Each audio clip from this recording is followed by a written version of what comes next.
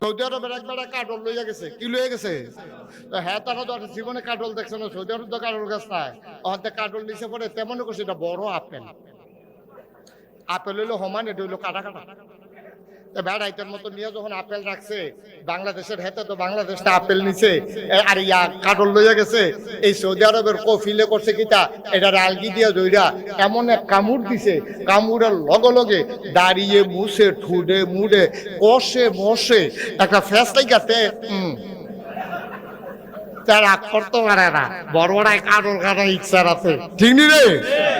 কাটল খানা হিকছি আমরা, এটারে আস্তে কইরা ভাঙ্গনের আগে দিয়া শরীরের ভিতরে তেল দিয়া বা লাগাইছিরা আস্তে করে আড়া দিয়া শরীর দিয়া পুষ্টা দিয়া আড়া দিয়া যখন মাত্র কুষ্টা বাইয়ে উঠবো, এরপরে কুষ্টা টান দিয়া দানাটা ইটা দিয়া হালাইয়া ভিতরে কিতারে মার হাবা কই নিতে